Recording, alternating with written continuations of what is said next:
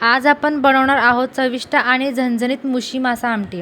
ही recipe अगदी सोपी आहे आणि घरच्या घरी सहज बनवता येते। जर तुम्हाला फिश रेसिपी आवडत असेल तर ही आमटी नक्की ट्राय करा। व्हिडिओ आवडला तर लाईक, शेअर आणि चॅनलला सबस्क्राईब करायला विसरू नका।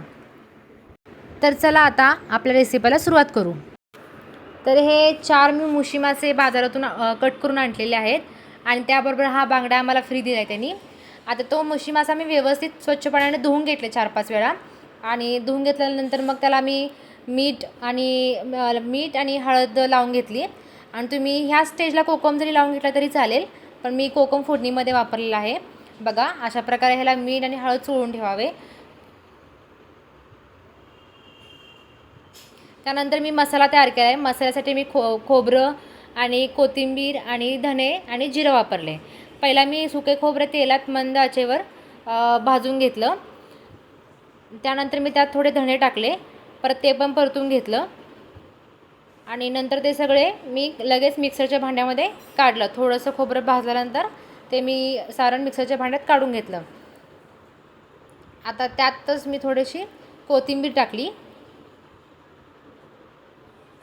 आणि हे मिक्सरला फिरवून घेतलं मी आणि थोडेसे कढीपत्त्याचे 4 पाने टाकले आणि हे सर्व मी मिक्सरला फिरवून घेतलं आणि वाटणामध्ये थोडंसं पाणी टाकलं। आता मी कढईत तेल तापायला ठेवलं आणि त्यानंतर त्यात मी जिरे टाकले तेल तापल्यानंतर आणि जिरे तळतळल्यानंतर मी ते जे वाटण होतं कोथिंबीर, खोबरे आणि धण्याचे जे वाटण होतं कढीपत्ता ते मी सर्व तेलात मंद आचेवर परतून घेतलं।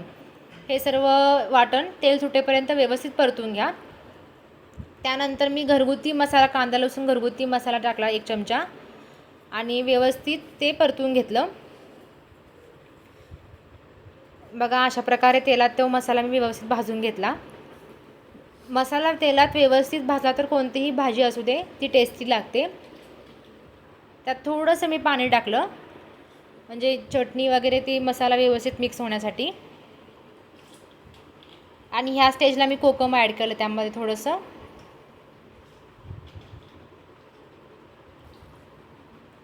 आता मसाला माझा व्यवस्थित भाजलेला आहे।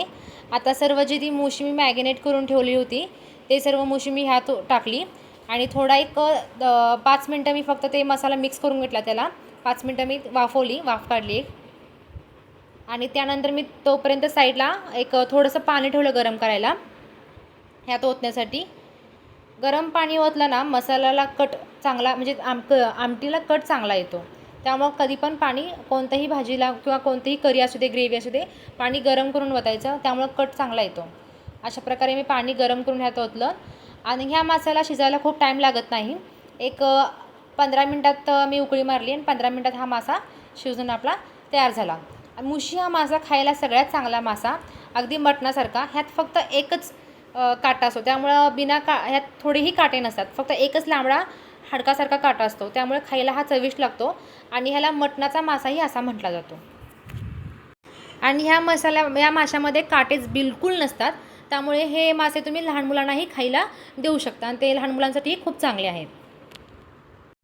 बघा अशा प्रकारे आपली मुशी मासा तयार आहे आणि मी त्याला कोथिंबीरने वरनं गार्निश केली। आता हा आपला मासा खाण्यासाठी बिलकुल तयार आहे। तुम्ही रेसिपी नक्की ट्राय करा आणि सांगा।